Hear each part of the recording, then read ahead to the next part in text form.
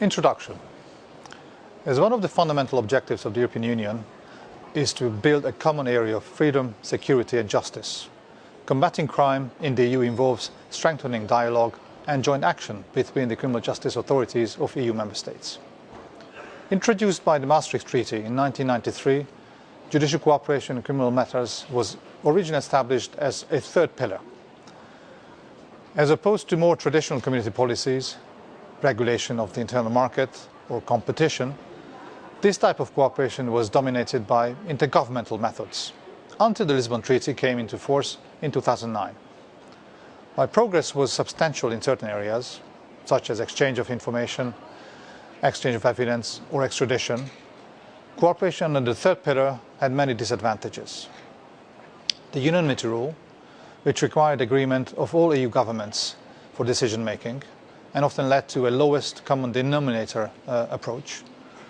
The Commission did not have enforcement powers, and parliaments, the European Parliament and national parliaments, as well as courts, had little to say. Progress in the area of harmonisation, in particular harmonisation of rights, has been rather limited, and the focus has been more on cooperation and security issues. With the Lisbon Treaty in force, a rebalancing between security and justice has finally become possible.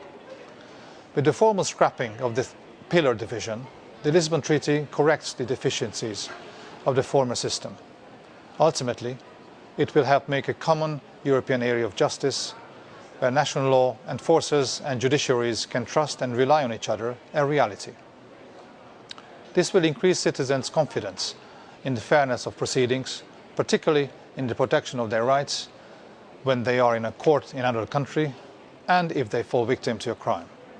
Increasing mutual trust is a precondition for the mutual recognition between EU countries of each other's judicial decisions. To increase this trust, common minimum standards must be set as regards their right to a fair trial and the rights of victims of crimes. In Stockholm, in 2009, the European Council adopted the Stockholm Programme, an open and secure system serving and protecting citizens. To meet future challenges and further strengthen the area of justice, the Commission has adopted an ambitious action plan to implement this programme. It sets out the EU's priorities in the field for the period 2010 to 2014.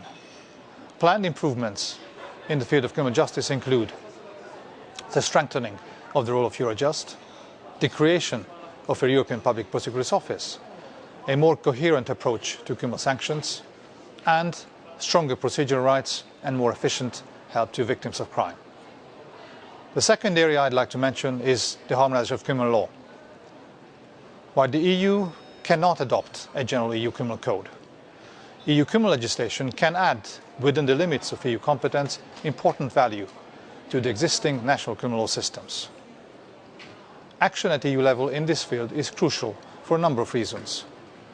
The most serious types of organised crime are committed across borders. To prevent criminals from misusing those EU countries within the most lenient legal systems and safe havens from appearing, a certain approximation of national law may be necessary. Through adopting minimum standards for procedural rights in criminal proceedings and making the fight against crime more efficient, EU criminal law fosters citizens' confidence in a high level of security throughout the Union. This is of particular importance to those exercising their right of free movement. Common rules strengthen mutual trust between the judiciaries of different EU member states, and this facilitates cooperation and mutual recognition of judicial measures. EU criminal law helps to prevent and punish serious offences against EU law in certain policy areas, such as the protection of the environment.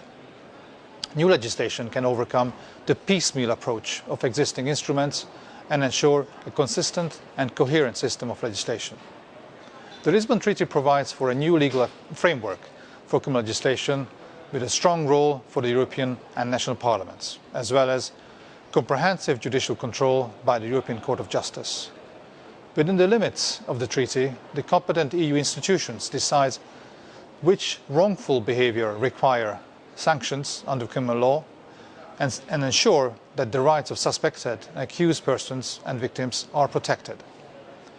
As defined in the Treaty on the Functioning of the EU has three specific competences for criminal law.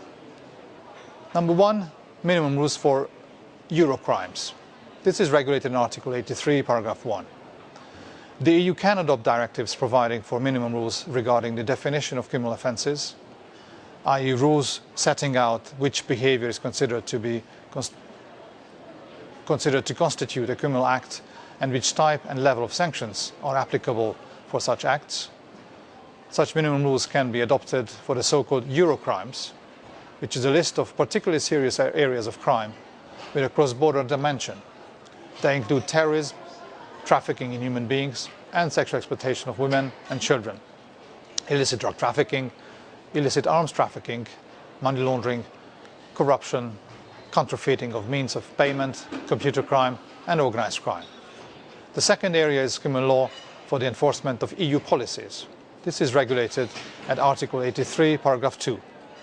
The EU has the competence to adopt common minimum rules on the definition of criminal offences and sanctions if they are essential for ensuring the effectiveness of a harmonised EU policy. European Union policies containing rules ranging from environmental protection and conservation of fisheries, resources to road safety, financial services regulation, data protection and the protection of the financial interest of the EU depend on effective enforcement.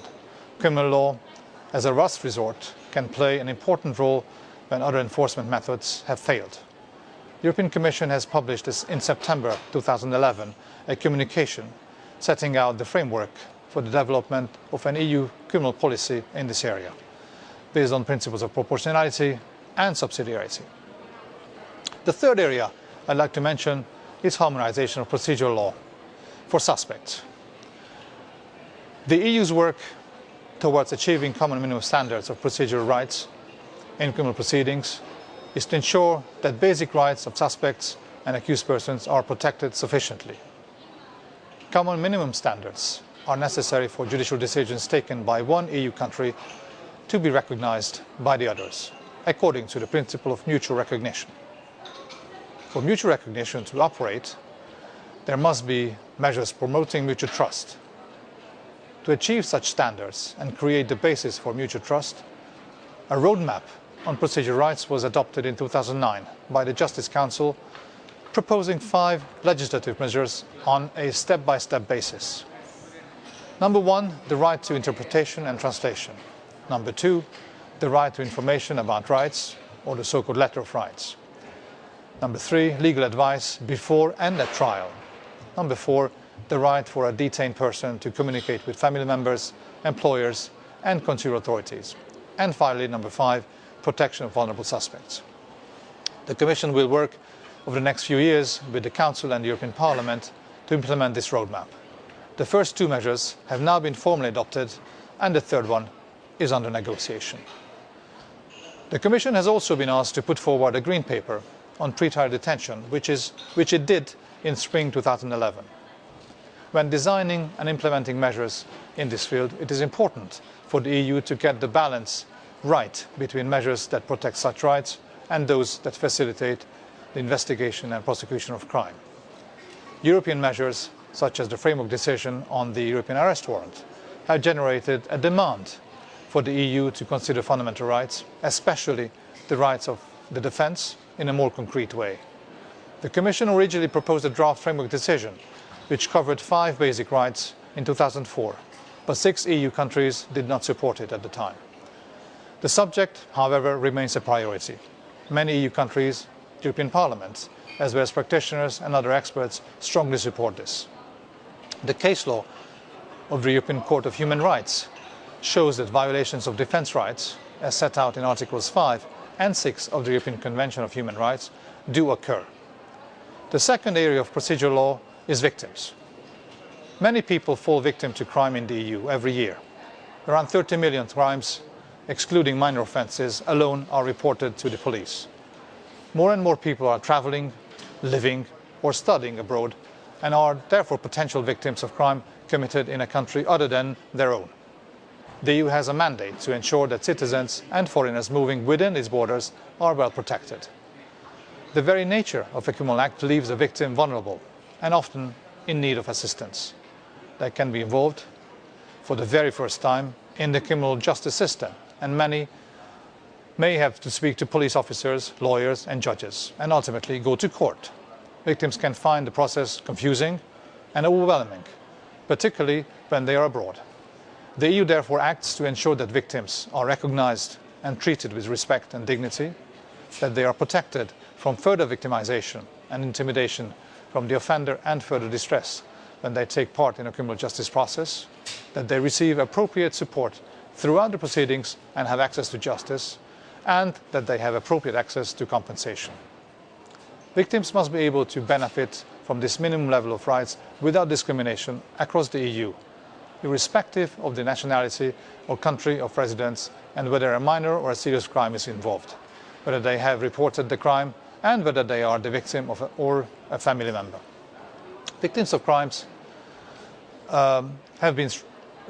victims' rights have been strengthened through the adoption of EU legislation, both in relation to all victims and in relation to specific groups of victims. General minimum standards to address the rights and needs of victims in criminal proceedings have been established through a Council framework decision on the standing of victims in criminal proceedings from 2001. A directive relating to compensation of crime victims from 2004 provides for that victims can apply for state compensation when they have fallen victims to crime abroad and receive assistance to do so. EU legislation further establishes protection and support for victims of human trafficking, child victims of sexual exploitation and child pornography, and victims of terrorism.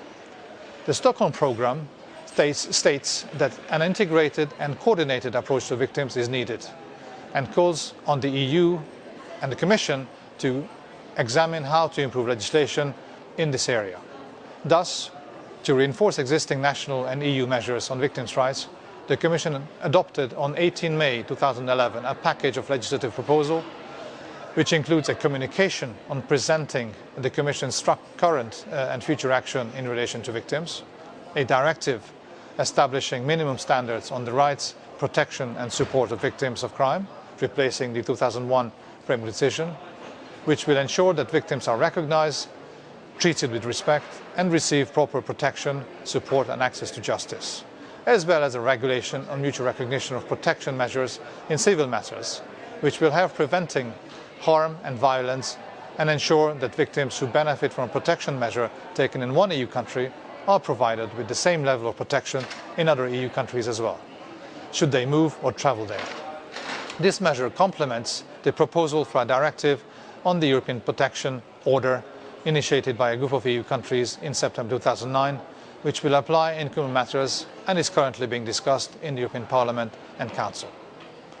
In addition to legislative action, the Commission has funded hundreds of projects aimed at supporting victims of crime through funding programmes in the fields of criminal justice, violence against women and children, fundamental rights and citizenship. This legislative package on victims' rights is a first step towards putting victims at the heart of the criminal justice agenda of the EU. For the next phase of action on victims' rights, the Commission will review the 2004 Directive on Compensation of Crime Victims and Regulation Rome II to address the question of the law applicable to the limitation periods for cross-border traffic accidents. The Commission will also further study and implement practical measures related to victims to ensure that victims obtain effective rights in practice. The last but one area I'd like to mention is judicial cooperation. Building a fully fledged freedom and security area calls for progress in the creation of a single area of justice. A European dimension is often present in criminal matters. To fight a criminal organisation active in several EU countries, or to bring to justice an offender who tries to hide in a different EU country, or also to hear the testimony of a witness who is in a different EU country, judicial cooperation is necessary. When they need to take specific steps or execute certain decisions within the framework of criminal investigations or proceedings, national authorities may count on the assistance of criminal authorities in a different EU country. Judicial cooperation in criminal matters is based on the principle of mutual recognition of judgments and judicial decisions by EU countries. It was introduced first by the Maastricht Treaty under Title V. The EU has worked in different areas in order to strengthen judicial cooperation between criminal justice authorities in the EU countries. Different forms of judicial cooperation exist. Mutual legal assistance is the traditional form of judicial cooperation. It involves a judicial authority sending a letter of request, the so-called letter rogatory, to a foreign judicial authority to perform an action in its territory. For example, legal assistance may be requested to search a building or confiscate property. This form of judicial cooperation is not exclusive to EU member states and may be slow and complex at times. A more advanced form of judicial cooperation is mutual recognition of judgments and judicial decisions, which is now the basis of cooperation among EU states. Mutual recognition of judicial decisions is a process by which a decision usually taken by a judicial authority in one EU country is recognized and, where necessary, enforced by other EU countries, as if it was a decision taken by the judicial authorities of that latter country. This is a key concept in the sphere of judicial cooperation, as it helps to overcome the difficulties stemming from the diversity of judicial systems throughout the EU. Traditional judicial cooperation can be defined as an interstate relation, where one sovereign state makes a request to another sovereign state, which then decides whether or not to comply with it. Those relations are organized through a variety of legal instruments, agreed either on a bilateral basis or within the framework of international organizations such as the United Nations or the Council of Europe. This system is both slow and complex. It no longer corresponds to the reality of today's European area of justice, where people circulate easily with few or no controls. Improved cooperation is necessary. To a free circulation of people shall correspond free circulation of judicial decisions. This is where the principle of mutual recognition leads to a real change in the philosophy of judicial cooperation. It means that each national judicial authority should recognize requests made by the judicial authority of another EU country with a minimum of formalities. Enhanced mutual recognition is to improve the efficiency of cooperation between authorities. It is based on mutual confidence that EU countries have in each other's systems, founded on the common respect of human rights and fundamental freedoms as asserted in the Treaty on the European Union. The next area I'd like to mention in this context is the European arrest warrant. The best known example of mutual recognition in criminal matters is the European arrest warrant, or EAW. Applied throughout the European Union, the EAW replaced lengthy extradition procedures within the EU's territorial jurisdiction. It improves and simplifies judicial cooperation procedures designed to surrender people for the purpose of conducting a criminal prosecution or executing a custodial sentence or spelling detention.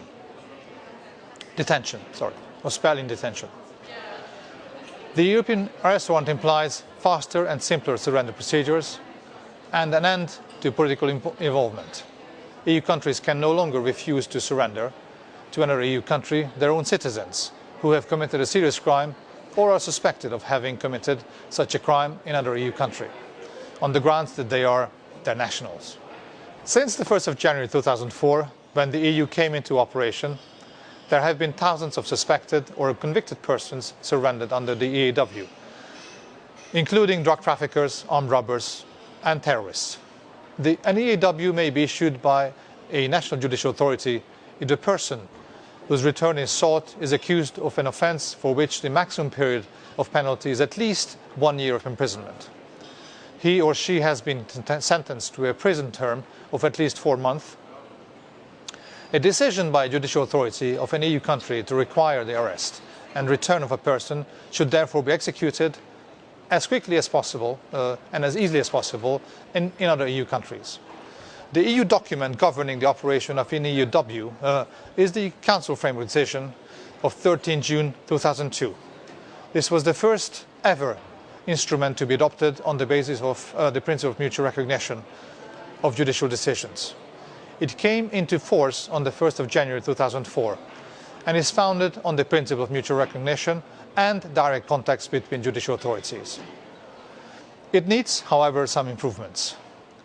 While the European arrest warrant provides an efficient way to extradite suspects in a border-free European Union. There is room for improvement in its operation, with a view to continuing to build mutual confidence in the EU's countries' judicial systems.